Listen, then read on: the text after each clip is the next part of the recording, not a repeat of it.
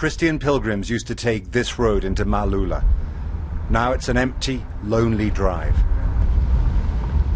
The road has been fought over several times since armed rebels seized Maaloula last week. The civilians who lived here, half of them Christians and the rest Muslim, fled. It was late afternoon. Since the morning, the Syrian army had been assaulting the town and had seized the main square.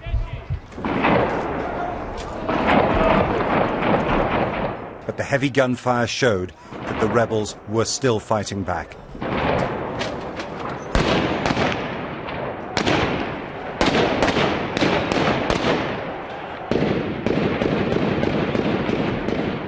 The commander, called Nidal, told me his men were pushing up towards a rebel strongpoint. Among the rebel militias that seized Maaloula last week was the Nusra Front, jihadists who are allied with al-Qaeda. Most of the Syrian troops trying to push them out were volunteers who've joined a territorial force called National Defense. Nusra are a terrorist group, he said. They're destroying Syria and all the Syrian people are against them. They're destroying churches and mosques. Maaloula has some of the oldest Christian churches in the Middle East. Its people, now in Damascus, still speak Aramaic, the language they believe was spoken by Christ.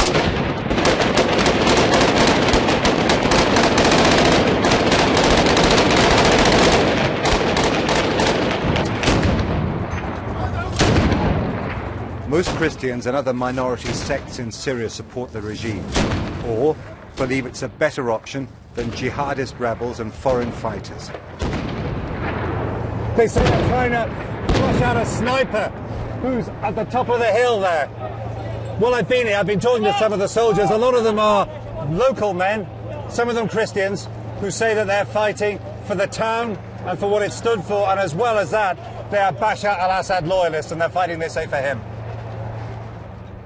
Maaloula is treasured by every Christian in the Middle East, and the rebel advance here horrified them. The Syrian army is well supplied with arms and ammunition by Russia and Iran.